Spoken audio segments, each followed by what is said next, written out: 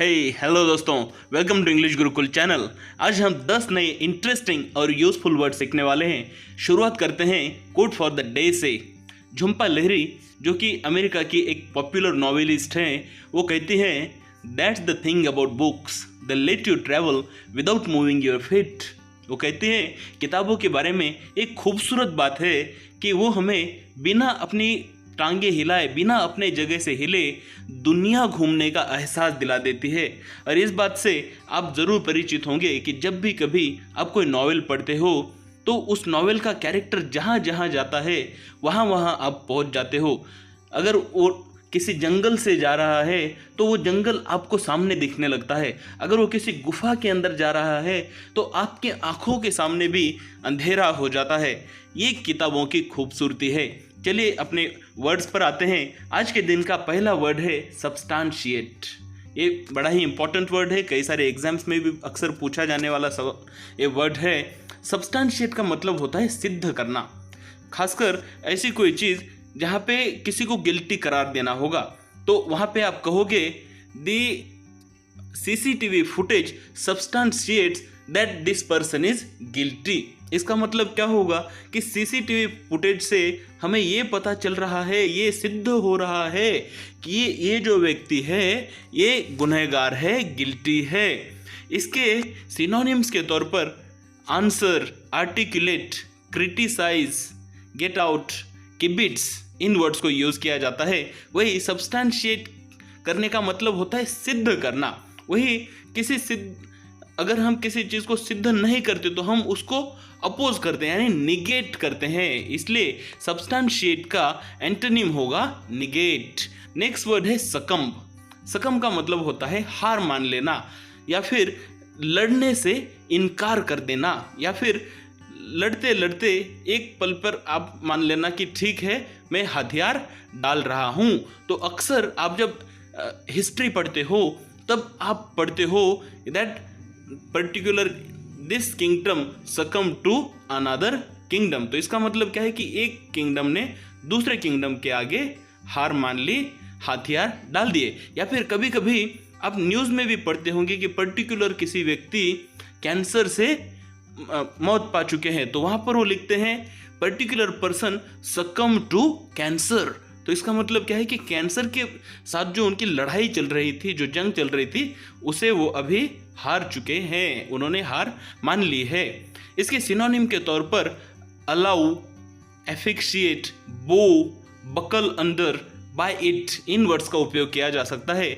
वही आप अगर हार नहीं मानते तो इसका मतलब क्या है, आप सर्वाइव करते हो। तो सकम का एंटोनिम होगा सर्वाइव करना। नेक्स्ट वर्ड है सुपरफिशियल। सुपरफिशियल का मतलब होता है कोई ऐसी चीज़ या कोई ऐसा कंसेप्ट जो बहुत ही सतह के ऊपर से अपने को समझ में आ रहा है। मान लीजिए बस आप किसी को घर में से बाहर निकलते हुए देख रहे थे तो आप बोल देते हैं कि वो ही पर्सन होगा, उसी ने चोरी की होगी। तो ये क्या बात है, बस ऊपर ऊपर आपने देख लिया। मान लीजिए इसके पीछे कोई प्रूफ नहीं है, ना ही कोई लॉजिक है, तो ऐसी चीज़ को हम कहते हैं सुपरफिशियल। इसके सिनोनिम के तौर पर apparent motion, apparent movement, delusion, error, इन वर्ड्स को यूज़ किया जाता है। वही कोई चीज़ अस्पष्ट है तो वो स्पष्ट कब होगी, जब वो प्रोफाउंड होगी या फिर क्लियर होगी। तो सुपरफिशियल के एंटोनिम के तौर पर हम क्रिस्टल क्लियर या फिर प्रोफाउंड, इन वर्ड्स का उपयोग कर सकते हैं। नेक्स्ट वर्ड है सर्ज। सर्ज का मतलब होता है कोई एक चीज़ जो लहर की तरह ऊपर उठे, राइज हो और फिर वो आगे को मूव करे। जैसे अक्सर हम देखते हैं कि currently there is surge in order for the particular products, इस तरह की रिपोर्ट सुनने में आती है। तो इसका मतलब क्या है कि किसी एक पर्टिकुलर प्रोडक्ट की मांग में सर्ज हुई है, किसी एक प्रोडक्ट की मांग अभी अचानक से बढ़ गई है। वही इसके सिनोनिम के तौर पर यूज़ किया जाता है एसेंट, कैच, कलर, कम्यूट। और आपको पता है कि अगर कोई चीज़ बढ़ नहीं रही है तो उसके अपोजिट में होगा कि वो चीज़ कम हो रही है। तो कम हो रही, इसके लिए हम वर्ड यूज़ करते हैं एब, जो कि सर्ज का एंटोनिम होगा। नेक्स्ट वर्ड है सरेंडर। सरेंडर, इसका मतलब कुछ सकम की तरह इसका मतलब आता है। सरेंडर कर देने का मतलब है आप अपने आप को सौंप देते हैं या फिर आप गिव अप कर देते हैं। इसके सिनोनिम के तौर पर एब्निगेट और बेट, ये दो वर्ड काफ़ी नज़दीक के सिनोनिम्स है। वही अगर आप सरेंडर नहीं करते और फाइट बैक करते हैं तो उसे हम कहते हैं रेजिस्ट करना। तो सरेंडर का एंटोनिम होगा टू रेजिस्ट। नेक्स्ट वर्ड है ससेप्टिबल। ससेप्टिबल का मतलब होता है किसी एक चीज़ आपकी कमजोरी होना। फॉर एग्जाम्पल अक्सर आप ऐसे पढ़ते हो कि पर्टिकुलर पर्सन, मान लीजिए Vinod is susceptible to common cold. इसका मतलब क्या है कि विनोद को आसानी से सर्दी जुकाम हो जाता है। तो उस वक्त हम कहते हैं वो ससेप्टिबल है, कि किसी एक चीज़ से वो काफ़ी कमज़ोर है या फिर एलर्जिक है। तो ससेप्टिबल के सिनोनिम के तौर पर एलर्जिक, कैपेबल, कन्विंसिबल, इन सारे वर्ड्स का उपयोग किया जा सकता है। वही अगर आप ससेप्टिबल नहीं हो, यानी कि आप एलर्जिक नहीं हो, तो आप क्या हो? अनससेप्टिबल हो। इसलिए ससेप्टिबल का एंटोनिम होगा अनससेप्टिबल होना। नेक्स्ट वर्ड है टैसिटर्न। टैसिटर्न का मतलब है चुप्पी साधना या चुप रहना। ऐसे कुछ लोग होते हैं ना जो काफ़ी रिजर्व से रहते हैं। आप उनसे पूछो कि यार तुम तो मनाली जाके आए, कैसा रहा सफ़र, तो बस वो एक वर्ड में बोल देंगे, अच्छा रहा। ज़्यादा कुछ ऐसे डिटेल में नहीं बताएंगे। तो इस ट्रेट को, इस गुण को कहा जाता है टैसिटर्न।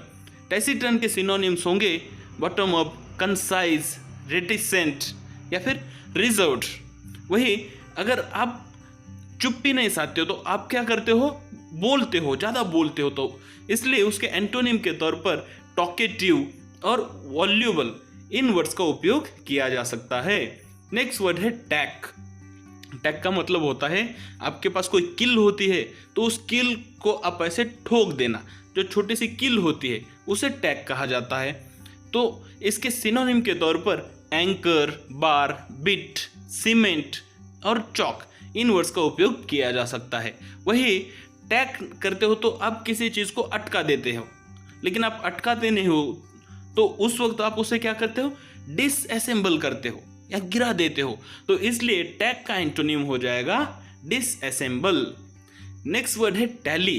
दोस्तों इस नाम से एक सॉफ्टवेयर भी यूज़ किया जाता है जो अक्सर अकाउंटिंग करने के लिए काम में आता है। तो टैली करने का मतलब होता है हिसाब लगाना, हिसाब लगाना, या फिर टैली करने का मतलब होता है काउंटिंग करना और फिर मैच हो रही है या नहीं ये कंपेयर करना। इसके सिनोनिम के तौर पर agree, align, befit, beseem, conform to, इन वर्ड्स का यूज़ किया जा सकता है।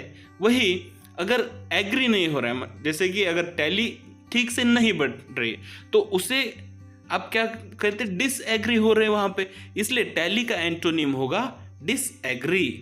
नेक्स्ट वर्ड है टेंजिबल। आप टेंजिबल एसेट्स और इनटेंजिबल एसेट्स, इन दो टर्म्स को अक्सर फाइनेंस के क्लास में या फाइनेंस से रिलेटेड डिस्कशंस के अंदर सुनोगे। तो टेंजिबल का मतलब होता है कोई ऐसी चीज़, जैसे मान लीजिए आपका मोबाइल फ़ोन है, आपका घर है, कुर्सी है, इन्हें आप हाथ लगा सकते हो, स्पर्श कर सकते हो।